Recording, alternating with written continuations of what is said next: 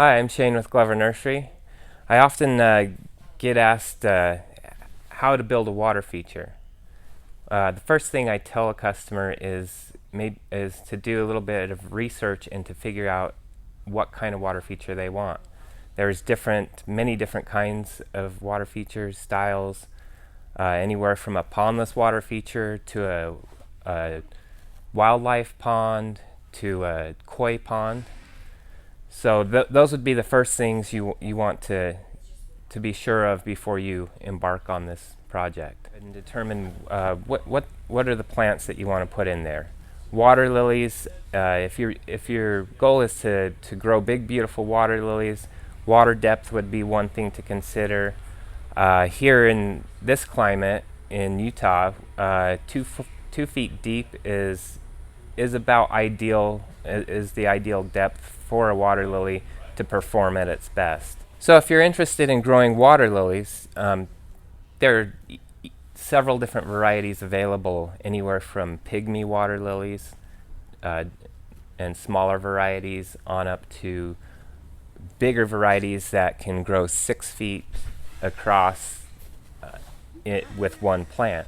If you want to just start out and growing water lilies, you could really do it on your porch. You could get a container, a watertight container. A couple of things to consider when doing a water garden versus a koi pond. One of them would be cost. If you're doing a koi pond, you're going to use a lot more filtration, more expensive materials.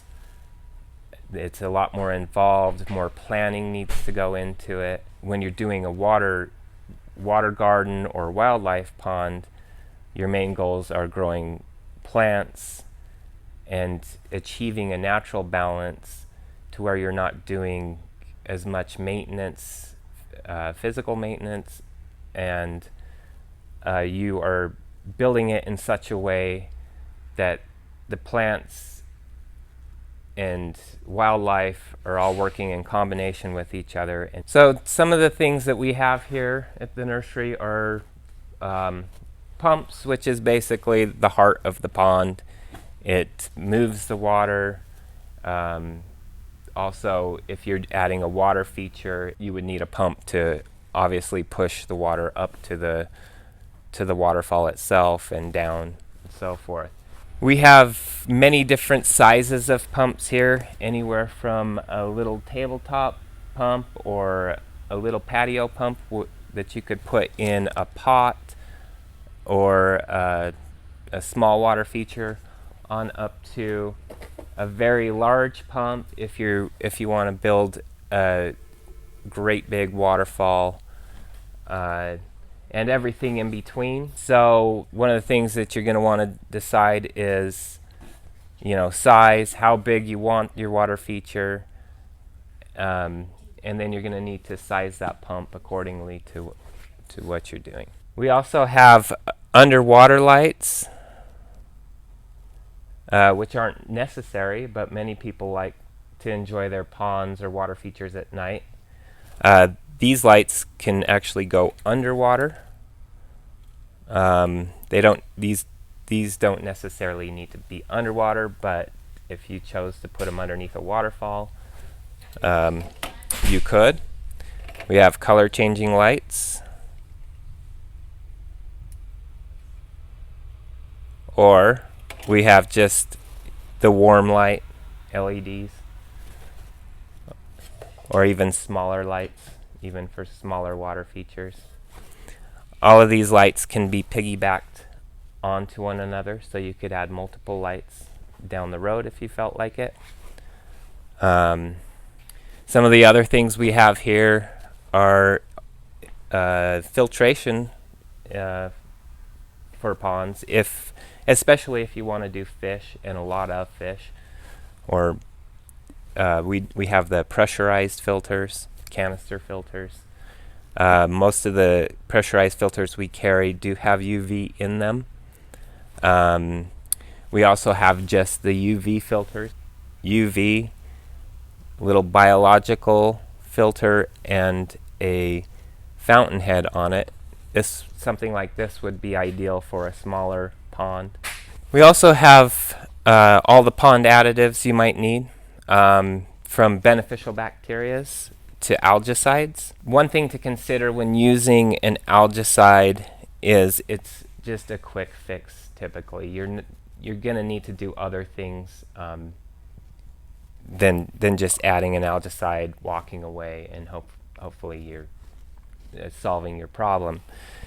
Like I said, these are quick fixes. They'll knock down your algae, but there are probably some other practices that you may need to consider, like pond cleanliness, removing debris from the bottom of the pond, or physically removing leaves and other materials that might have blown into the water. All of those things do contribute to algae growth. So if you're not dealing with those problems, an algaecide's not going to solve the problem. A good way to use an algaecide would be to knock down that algae initially, clean up the pond physically as much as you can, and then maybe even consider adding a beneficial bacteria. So if you are killing a bunch of algae in the pond, the algae is now decomposing in the pond, adding more of a bioload to the water feature and attributing to more algae growth down the line. So some of the bacterias are actually going to help consume that dead organic waste and to help prevent future algae growth. On my personal pond, I typically get some algae growth, and mainly I get it in the fall and early spring when the bacteria in the plants are not very active and the algae is extremely active. One of the algaecides I like to use, or the algaecide I like to use, would be an OxyCleaner. An OxyCleaner is a peroxide-based algaecide. It's in granule form, and this you can sprinkle directly onto the algae and it starts killing the algae right away. It doesn't work as well to dilute it and run it through the whole pond. The most effective way to use this would be to actually apply it directly. After I am done using the OxyCleaner, there's multiple brands out there. One of the things you want to look for is OxyClean or peroxide based or something like that. Should be on the bottle or in the label. So after I'm done killing algae, I like to add a beneficial bacteria or into the pond to help digest anything that I'm not able to remove by hand.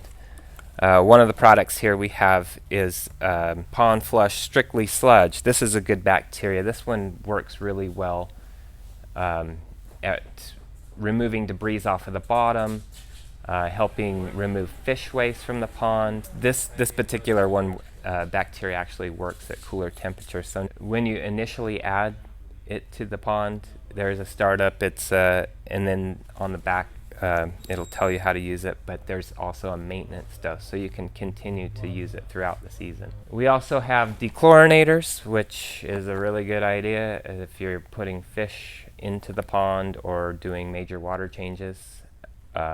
Here we do have chlorine in the water, so you're going to want to remove that from the water. We do have those products here. We also have fish medications. Be careful when you're using medications to make sure that you are using them properly and treating for the right things. We do have pond dyes, which are fish safe. You could tint your water. Some people like to tint their water right now because the plants aren't out, like water lilies aren't out on the surface covering the water, blocking sunlight out. So people will actually tint their water to shade it, keep the sunlight out, which helps keep algae down. I don't personally like the color of blue in my water, but some people love it. We do have fertilizers for aquatic plants as well. Right now would be a good time to start fertilizing your water lilies. If they're container grown. If they are just growing naturally in the bottom, you don't want to use these because if you're just you do not want to throw them directly in the water. You need to push them down into some soil media. So right now would be a really good time to remove water lilies that are container grown, take them out of the pot, or take them up and determine whether they need to be divided or repotted. And then at that time would be a really good time to use these fertilizers. We also have black waterfall foam. It makes building a waterfall much easier. It's an expanding foam, much like that great stuff for window seal, and except for this is black. It does not show up nearly as easy as that yellow expanding foam you can get at the hardware stores. One thing to be mindful of when using this is it does expand dramatically, so you might want to squirt a little bit on a piece of paper, kind of get an idea what it's going to do before you try and fill in all the gaps in your waterfall. Now if you do get expansion beyond the places you want it, do not try and clean it up while it's wet. Wait for it to dry.